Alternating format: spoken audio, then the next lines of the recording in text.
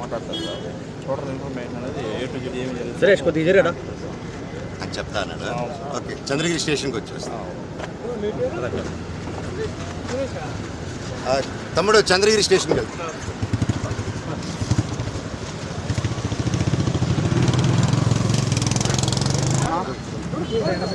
అన్నా తమ్ముడు పక్కరాట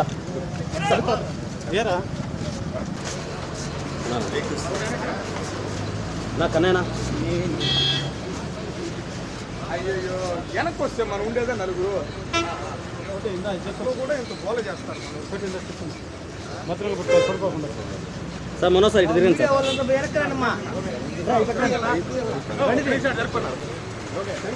సార్. గురు బషీర్ దేవుడు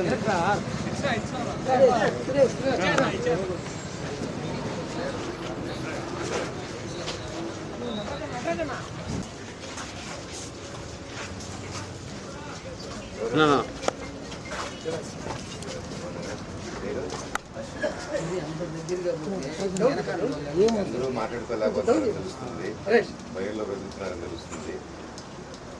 మీరు ధైర్యం చేసి వచ్చేంత వరకు నేను పోరాడుతూనే ఉంటాను. మీరందరూ నాకు ఒక పేజీ పెడితేనే నేను వెళ్ళాను. ఈరోజు నా మీద ఎంత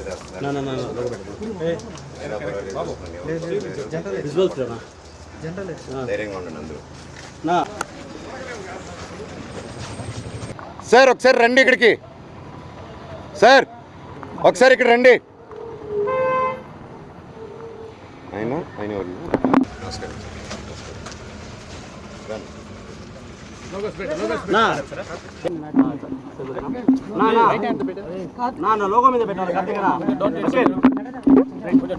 అందరికి నమస్కారం.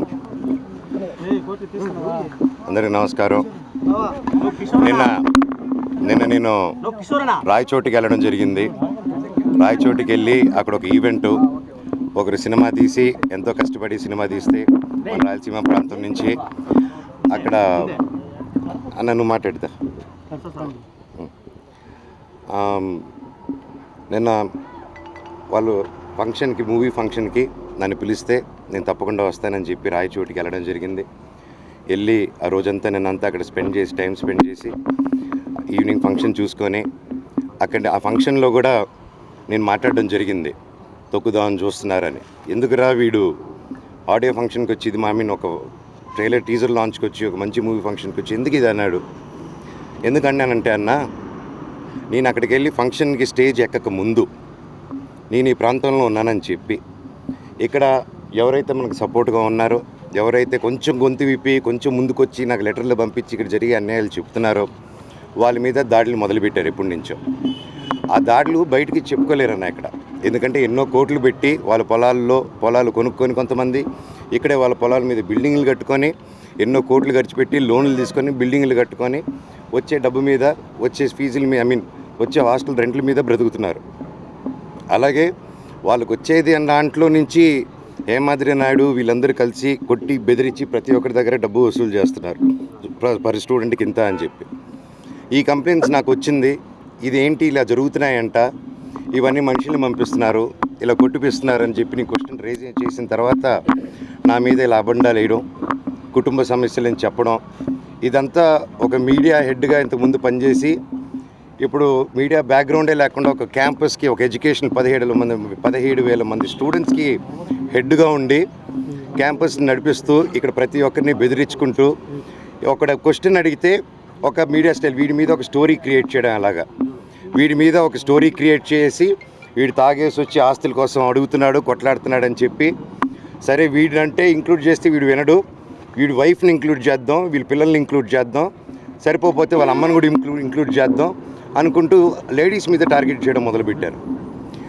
ఇక్కడ వాళ్ళందరికీ ఏమైపోయింది, అయ్యో హైదరాబాద్లో మనోజ్ని ఎంత ఇబ్బంది పెడుతున్నారు, మనోడిని అతన్నే అంత ఇబ్బంది పెడుతుంటే మనల్ని అసలు లెక్క చేస్తారా ఇక్కడ అనేసి ఒక స్ట్రాటజీలో వెళ్తున్నారు వీళ్ళు.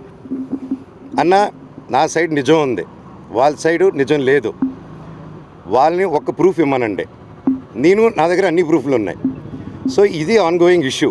ఇది మళ్ళీ చెప్తున్నాను, ఇది ఆస్తి గొడవలు కాదు, ఇది ఆత్మగౌరవంకి పోరాడే ఒక సమస్య. ఇది ప్రతి ఒక్క ఆత్మగౌరవం, ఇక్కడికి వచ్చే ప్రతి ఒక్క పల్లెటూరు మనిషిది, ప్రతి ఒక్క ఊరు మనిషిది, ప్రతి ఒక్క స్టూడెంట్ది, ప్రతి ఒక్కరి ఆత్మగౌరవం. తెలంగాణ గవర్నమెంట్లో నేను వెళ్ళి వెంటనే కంప్లైంట్ చేయగానే డీజీ గారికి, మా కమిషనర్ సుధీర్ బాబు గారికి, అలాగే మా పాటి షరీఫ్ సిఐ, ప్రతి ఒక్కరికి సిఐ గారికి, ప్రతి ఒక్కరికి మేము గురువారెడ్డి గారికి, ప్రతి ఒక్కరికి మేము అక్కడ విన్నపం చేసి ఆ బౌన్సర్ది మీరంతా టీవీలో చూశారు అక్కడ. కాబట్టి బయటకు వచ్చేసింది, అప్పుడు ప్రెస్లో వచ్చింది కాబట్టి అందరూ ధైర్యం చేసి చెప్పారు కాబట్టి కోర్టు నుంచి ఆర్డర్స్ వచ్చి బౌన్సర్స్ ఉండకూడదని చెప్పి కమిషనర్ గారు కూడా స్ట్రిక్ట్ ఆర్డర్స్ ఇచ్చి అక్కడ కంట్రోల్ చేయగలిగారు. నేను లాస్ట్ టైం ఇక్కడికి వచ్చినప్పుడు, గొడవలకు వచ్చినప్పుడు నేను క్లియర్గా నేను చెప్పాను సిఐ గారికి, డిఎస్పీ గారికి క్లియర్గా చెప్పాను, సార్ ఇలా ఉందంటే వాళ్ళు ఇమ్మీడియట్గా యాక్షన్ తీసుకొని కంట్రోల్ చేశారు అప్పుడు ఇష్యూని. దానికి నిజంగా thank you very much sir, ఇమ్మీడియట్గా రెస్పాండ్ అయినందుకు. ఈరోజు నిన్న జరిగిన ఇష్యూలో టక్కని ఒక 10 మంది, నేను కరెక్ట్గా స్టేజ్ ఎక్కక ముందు కాల్స్ వచ్చింది నాకు, అన్న కూడా పక్కనే ఉన్నారు, టక్కని కాల్స్ వచ్చింది, ఇలాగ మన అనిల్ని ఎఫ్ఐలో అందరూ బౌన్సర్స్ అన్నందులో ఒక 16 మంది కర్రలు, కటార్లు, రాడ్లతో వచ్చి ధ్వంసం చేశారు. ఎందుకంటే కొద్ది రోజుల క్రితం ఈయన మన క్యాంపస్లో ఉన్నప్పుడు వినయ్ గారు పలువురు చాలామందితో అదే హెడ్స్తో కూర్చొని అందరూ హాస్టల్స్ కూర్చొని చెప్తూ ఉంటే నిలబడి, సార్ ఇక్కడ టెర్రరిస్టులు లేరు, పిల్లలే, ఇంత బౌన్సర్స్ ఎందుకు సార్, వాళ్ళు కొంతమంది బౌన్సర్స్ రాత్రి అయితే తాగేస్తున్నారు, ఇక్కడ గొడవలు చేస్తున్నారు, దయచేసి వాళ్ళతో ఇవి అవుతుంది, ప్రొఫెషనల్ సెక్యూరిటీ గార్డ్స్ని పెట్టండి సార్, ప్రొఫెషనల్ ఆర్మీ వాళ్ళని పెట్టండి సార్, ఆల్రెడీ ఆర్మీ వాళ్ళు కొంతమంది ఉన్నారు, ఇంకా పూర్తిగా వాళ్ళని పెట్టి డిసిప్లైన్గా ఈ అలవాట్లు నేను వాళ్ళని సెలెక్ట్ చేసి పెట్టాలి ఇంతమంది స్టూడెంట్స్ ఉన్నప్పుడు. నేను ఫస్ట్ నుంచి ఒకటే చెప్తున్నా, మా ఏరియాలో ప్రతి ఒక్కరిని భయభ్రాంతులతో గురి చేస్తున్నారు. సో మళ్ళీ చెప్తున్నాను, ఇక్కడ వీళ్ళని ప్రతి ఒక్కరిని ఇప్పుడు ఈరోజు కొట్టు మూసుకొని పారిపోయాడు, మీరు నోటీస్ చేస్తే నేను గొడవ అయిన వెంటనే సీసీటీవీలు లాక్కొని వెళ్ళడం, హైదరాబాద్లో కూడా నా ఇంట్లో నుంచి సీసీటీవీలు లాక్కొని వెళ్ళడం, ఎక్కడే గొడవ జరిగినా సీసీటీవీలు లాక్కొని వెళ్ళడం. సో ఇది ఆనవాయితీ అయిపోయింది. So as it is same repeat అవుతుంది ప్యాటర్న్. దయచేసి నేను రిక్వెస్ట్ చేస్తున్నాను, ఎమ్మెల్యే గారిని కూడా నేను ట్రై చేశాను, సార్ నానిగారు మీకు నమస్కారం, ఇక్కడున్న ప్రతి ఒక్కరూ మీకు సపోర్ట్ చేసి ఓట్లు వేశారు సార్, అండ్ మీకు తెలుసు ప్రతి ఒక్కరు నిలబడి సపోర్ట్ చేశారు, ఇక్కడ ప్రజలందరికీ మీ సపోర్ట్ కావాలి sir, we're doing a good governance. ఇక్కడ కూడా ఈ సమస్యలు మీ దృష్టికి తీసుకొస్తున్నాను, తీసుకొచ్చి ఇక్కడ మన వాళ్ళకి ప్రతి ఒక్కరికి సేఫ్టీ కలిగండి సార్, అంతే. ప్రతి ఒక్కరికి మీరు ధైర్యం ఇవ్వండి, నేను అడిగేదాన్ని ఏమి ఇవ్వకండి, వాళ్ళకి ధైర్యం ఇవ్వండి. ఇలా పోలీస్ సిబ్బంది ఉంది, మీరున్నారు, గుడ్ గవర్నెన్స్ ఉందని నిన్ను నమ్ముతున్నాను, అది కూడా ఇక్కడ ప్రజలు నమ్మేలాగా చేద్దాం మనం. గత 5 yearsగా, గత కొద్ది సంవత్సరాలుగానే వీళ్ళని 3-4 yearsగా అసలు ఎలా ఉందంటే 3 years బ్యాక్ ఇలా లేదండి. ఎప్పుడు నాన్నగారు ఇది చూసుకునేంత కాలం ఇది ఇలా లేదండి. ఆయన 10 మందికి హెల్ప్ చేయాలని స్టార్ట్ చేసిన క్యాంపస్ 3 years నుంచి ఏమైందో తెలియదు. ఎందుకు ఇలా ఎవరు మేనేజ్మెంట్కి వెళ్ళిందో ప్రతి ఒక్కరికి తెలుసు మీకు. సో దయచేసి please look in to it, ఈ బౌన్సర్స్ని అంతా ఎండ్ చేయండి. ఇది వీళ్ళకి కూడా దెబ్బలు తగిలింది, ఇప్పుడు ఆయన ప్రాణభయాలతో ఆఫ్ చేసుకొని ఆయన ఎక్కడికో వెళ్ళిపోయాడు. ఆయనకు కూడా ఫోన్స్ వచ్చి బెదిరింపులు జరిగాయి. ఆయన కూడా ఇది కొట్టిన తర్వాత, ఇదంతా అయిన తర్వాత క్యాంపస్లోకి తీసుకెళ్ళి వాళ్ళందరూ బెదిరించారంట. ఇక్కడ కొంతమంది కూడా దెబ్బలు తగిలింది. పిల్లలు కూడా భోంచేస్తున్న పిల్లలు వీళ్ళన్నీ జరిగేటప్పుడు పిల్లల ముందు ఇవన్నీ చేస్తే ఏరియాలో ఇంకెంత భయపడతారండి. ఇది కేవలం ఇంటిమిడేషను, ఇది అంతం చేయాలి. దయచేసి మీ అందరూ రిక్వెస్ట్ చేస్తున్నాను. అలాగే విష్ణు గారు, వినయ్ గారు కూడా ఈ విషయాన్ని సీరియస్గా తీసుకొని దయచేసి ప్రేమను పంచండి, ప్రేమతోనే డీల్ చేద్దాం. మనమంతా ఒకటి, మనంతా ఒక కుటుంబం. Please, thank you sir. అంటే మీరు మాత్రం ప్రేమను పంచాలంటారు, కానీ ఇక్కడ ఉన్నటువంటి బౌన్సర్లు మాత్రం వచ్చినటువంటి మీడియా వాళ్ళ మీద దాడి చేస్తారు, షాపుల మీద దాడి చేస్తున్నారు. ఇంకా చెప్పాలంటే యూనివర్సిటీలో మాకున్నటువంటి సమాచారం కొద్దిమంది స్టూడెంట్స్ని బెదిరిస్తున్నారని గతంలో కూడా కంప్లైంట్స్ వచ్చాయి, అమ్మాయిల్ని బెదిరిస్తున్నారని వచ్చాయి. మీకు వీడియోస్ కూడా వచ్చాయి కదండి, మీకు ప్రెస్కి వచ్చాయి మీకు వీడియోస్ అని. బౌన్సర్లని ఇక్కడ కొనసాగించాల్సినటువంటి అవసరం ఎవరి వల్ల ఉన్నారు? హేమాద్రి నాయుడు అనేసి మెయిన్ అండి. ఆయన ఇక్కడ వినయ్ మహేష్ గారు ఆధ్వర్యాన్ని వచ్చిన తర్వాతే మళ్ళీ హేమాద్రి నాయుడు మా బంధువు కూడా అవుతాడు. ఆయన లీడర్షిప్లో ఆయన ఇక్కడ అందరిని కొట్టుకుంటూ, ఆయన తిరుపతిలో కూడా హాస్టల్స్ కట్టుకొని ఉన్నాడు ఆయన హ్యాపీగా. అండ్ ప్రతిదీ తెలుసు వాళ్ళు చేసేది. అండ్ ఇక్కడ ఆయన ఆధ్వర్యంలో, వీళ్ళిద్దరు ఆధ్వర్యంలో అందరూ వస్తున్నారు, కర్రలతో కొడుతున్నారు. పోలీస్ కర్రలు ఉంటాయి వాళ్ళ దగ్గర, రోడ్డుల్లోనే ఇక్కడ తిరుగుతారు, అంత దాంకోరు, బయటే ఉంటారు అందరూ. మీరు చూస్తే మీరు ఎక్కడికి వచ్చారు, కాన్సార్కి వచ్చారా, ఎక్కడికి వచ్చారని ఉంటుంటుంది మీకు. అదండి, నేను మిగతాది ఇంకెక్కువ మాట్లాడకూడదు. నేను స్టేషన్కి వెళ్ళి సిఐ గారు, డిఎస్పీ గారు న్యాయం చేస్తారని చెప్పారు. నేను ఇక్కడ భయపడే వాళ్ళందరినీ తోడు తీసుకెళ్తున్నాను, వాళ్ళు తోడుగా వెళ్ళి వాళ్ళే కంప్లైంట్ పెడతా అన్నారు. సో నేను ప్రాసెస్ ప్రకారం వెళ్తానండి.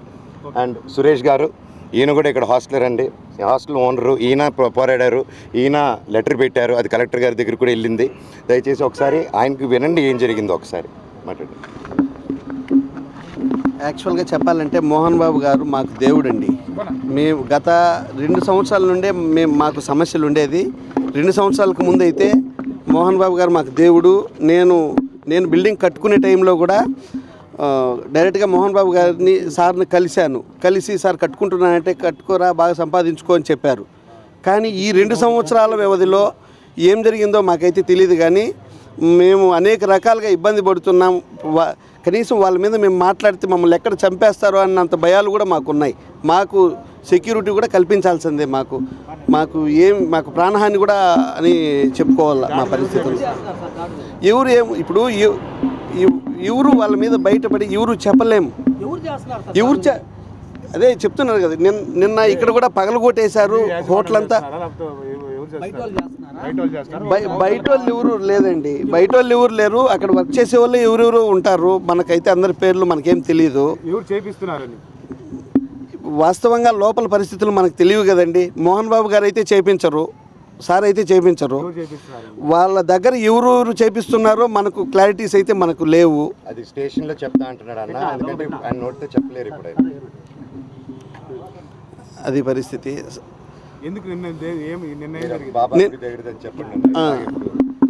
యాక్చువల్గా మనకు 2 సంవత్సరాల నుంటే మేము ఈ విధంగా ఇబ్బంది పడతాండి. 2 సంవత్సరాలకు ముందు అయితే లేదు.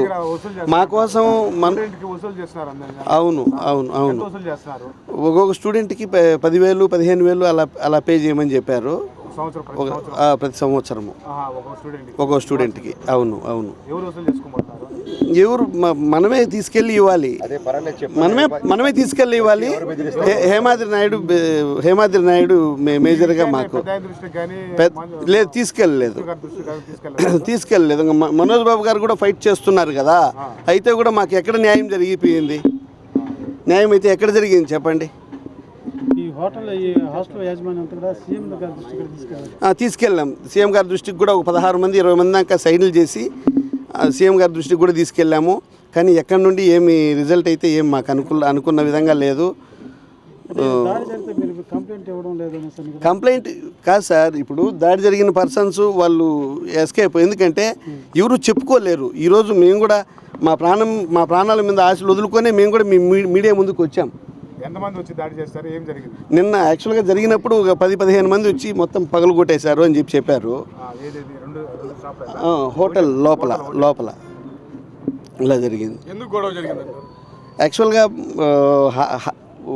దీని ఓనర్ ఒక గ్లాసు ఏదో టేబుల్ పగిలిపోయిందంట కింద పడి.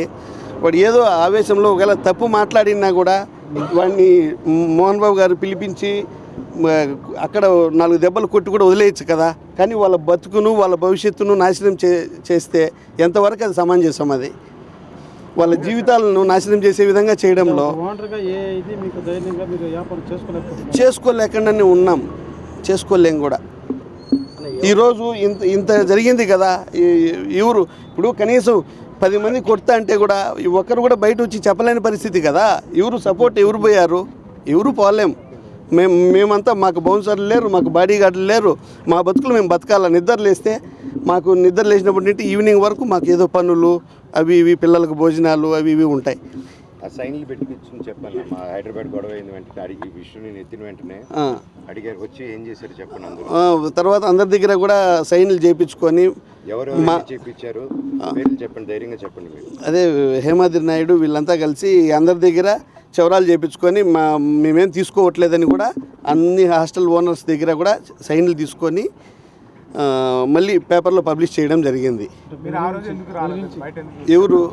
మేము ఆ రోజు రాలేము, ఈరోజు రాలేము.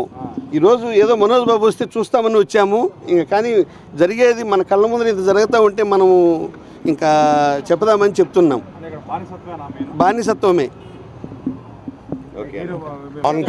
ఆన్ గ్రౌండ్లో వచ్చి మనుషులను కొట్టేది, లీడ్ చేసేది హేమాద్రి నాయుడు. అది clear cut sir. And photographer Mouli అని ఉంటారు. మళ్ళీ ఇంకోరి పేరు రావట్లేదు, చెప్తాను మీకు.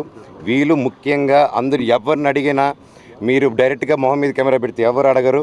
దయచేసి మీరు హోంవర్క్ చేయండి, కొంచెం మీ స్టింగ్ ఆపరేషన్స్ చేసుకోండి. మీరు చుట్టుపక్కల ఉన్న కనుక్కొని మీరు ఒక్కరు చిన్న రీసెర్చ్ చేయండి. ఆ తర్వాత నేను చెప్పేది తప్ప రైటా. తప్పు చెప్తే ఈ మనోజ్ గారి షర్టు పట్టుకోండి మీరు వచ్చి. థ్యాంక్ యూ అన్న.